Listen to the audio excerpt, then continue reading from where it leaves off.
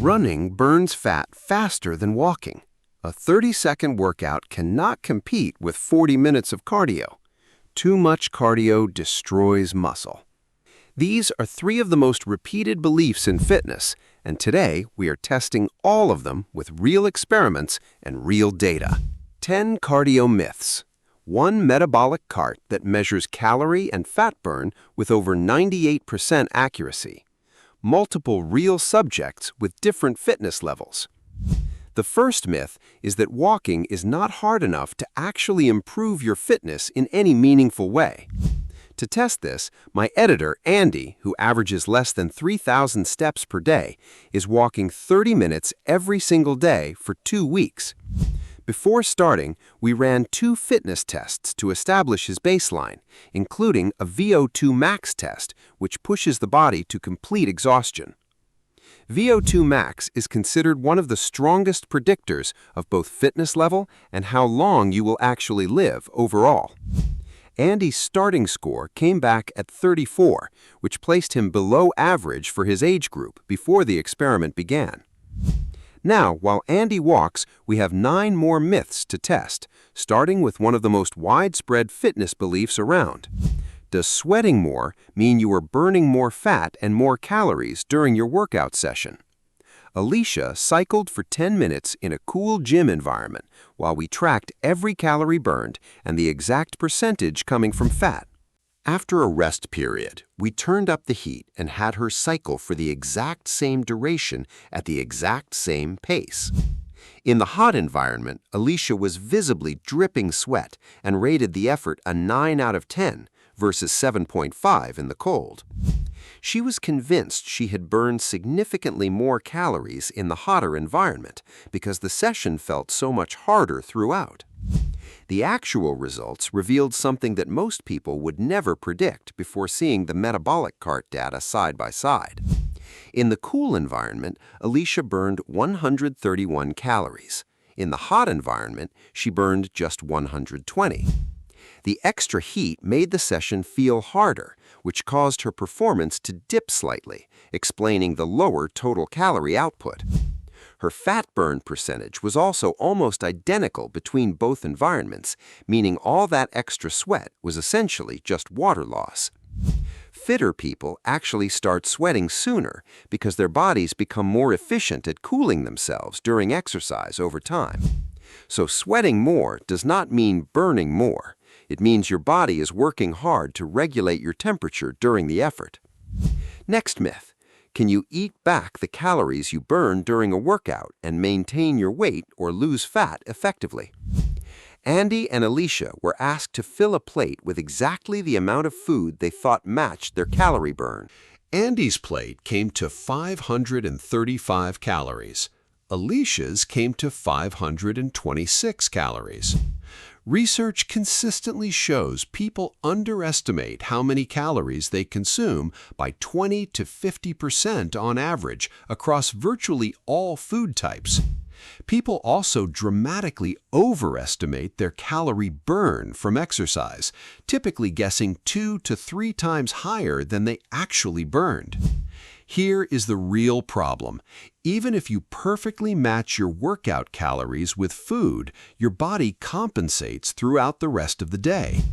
After cardio, your body tends to reduce something called NEAT, which includes all the small movements like fidgeting and casual walking that add up.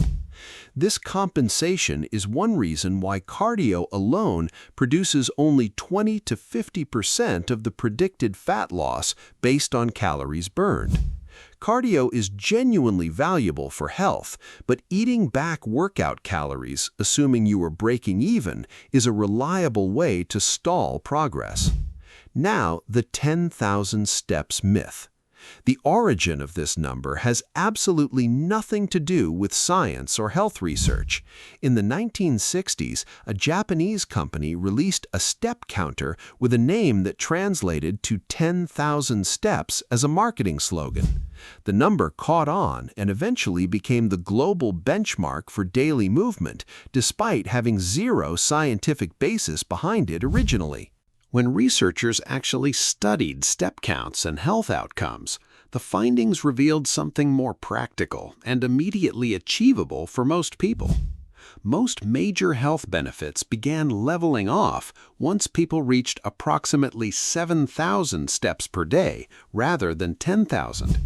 7,000 steps is a more realistic daily target for most people, while still delivering meaningful reductions in disease risk and mortality. To find the most effective walking method, I introduced both Andy and a second subject named Brandon to the Japanese interval walking protocol. This involves 3 minutes of brisk walking at roughly 70% of maximum heart rate, followed by 3 minutes of normal pace recovery walking. You repeat this alternating pattern for 30 full minutes, and Japanese researchers found this outperformed regular walking in every single fitness category measured. After 6 months, the interval walking group showed an almost 10% increase in aerobic capacity compared to the steady pace walking group. Now, the Zone 2 fat-burning myth. Zone 2 training is frequently promoted as the ultimate fat-burning exercise intensity available. To test this claim, I used the Metabolic cart during a Zone 2 incline walk at around 60% of maximum heart rate. Then I increased intensity to a higher speed run to directly compare what percentage of calories came from fat in each effort. The results were genuinely striking. During the incline walk, 75% of calories burned came from fat as the primary fuel source. During the run, only 15% of calories came from fat, with carbohydrates becoming the dominant fuel source at higher intensities. So, Zone 2 training genuinely does burn a higher fat percentage during the actual workout session itself. That part of the myth is true. But here is the critical distinction that most Zone 2 advocates fail to explain clearly when promoting this training approach. If you burn more fat during a workout, your body compensates by relying more on carbohydrates for fuel for the rest of the day. If you burn more carbs during a workout, your body compensates by burning more fat for fuel throughout the remaining hours afterward. So, while Zone 2 is excellent for cardiovascular health and endurance development, the total fat loss over a full day does not automatically favor it. Total calories burned across the entire day determines fat loss outcomes, not the fuel percentage during any single workout session. Next myth. Running burns dramatically more calories than walking the same distance, making walking essentially inefficient for meaningful fat loss progress. To test this, I sent Dennis out to walk 1 mile, then rest and run 1 mile, while wearing the Metabolic cart throughout. The total calorie burn for both the walk and the run came out to approximately 150 calories each.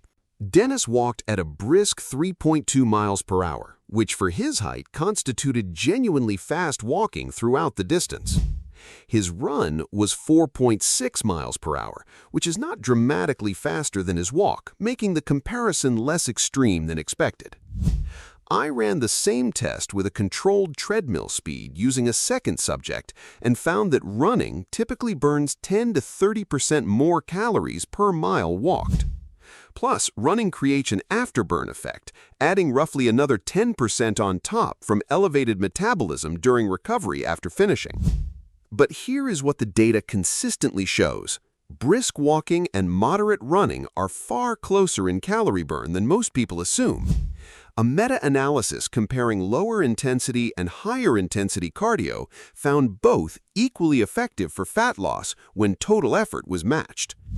The best exercise for fat loss is genuinely whichever one you will consistently show up and complete day after day over time. Now, what if you do not have 20 minutes for walking or running? Can 30 seconds of effort actually provide real fitness benefits? A study compared 40 minutes of steady cycling 3 times per week against 3 30-second all-out stair sprints spread across each day. After 6 weeks, the long cardio group showed no significant improvement in VO2 max. The stair sprint group improved their VO2 max by 7%. Those stair sprint sessions added up to just 90 seconds of total exercise per day, producing measurably superior cardiovascular fitness improvements. Exercise snacks work because short maximal efforts spike the heart rate dramatically, which creates a powerful cardiovascular adaptation stimulus efficiently. Options include 30-second stair sprints, 20 bodyweight squats, 15 burpees, or a minute of fast jogging spread across your day. The key is genuinely high effort during each burst and breaking up long periods of sitting with multiple efforts throughout the day. Now, the biggest myth. Does too much cardio destroy muscle even when you are consistently lifting weights alongside the cardio sessions? Dr. Mark Lewis, who directs applied sports science for an NFL team, works daily with athletes performing 6 to 8 hours of physical activity weekly. These athletes still squat over 600 pounds and press over 400 pounds, despite their enormous cardio demands throughout each week.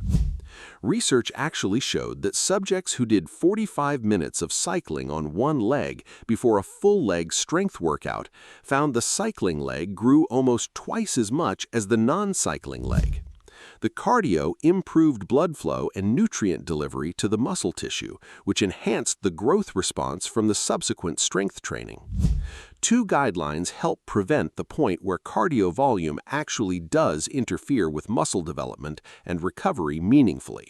Complete strength training before cardio whenever possible, and separate them by at least 6 hours when doing both in the same day. After long cardio sessions of 90 minutes or more, consume protein and between 1.5 to 2 grams of carbohydrates per kilogram of body weight. For most people, worrying about cardio destroying muscle means they are doing far more cardio than the average person will ever realistically attempt. After 2 weeks, Andy returned for his retest, and the results were better than even optimistic expectations would have predicted going in. His VO2 max improved from 34 to 34.9, representing a 3.5% increase in just 14 days of walking.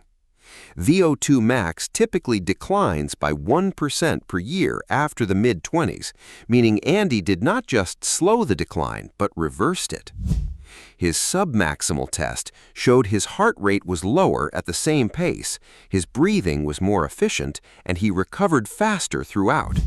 In just 2 weeks, his heart and muscles genuinely got better at performing the same work with measurably less stress than before. Brandon, whose starting VO2 max of 43 was already above average, showed minimal improvement, suggesting walking needs to be more challenging for fitter individuals to drive adaptation. This is the most important takeaway from everything tested. Exercise works in almost any form as long as it challenges your current fitness level. Walking dramatically improves fitness for someone who rarely moves. The same walking protocol barely moves the needle for someone already reasonably active. The best cardio is not the most intense, or the longest, or the one with the highest fat burn percentage during the session. The best cardio is the one you will consistently do at an intensity that genuinely challenges where your fitness currently sits today.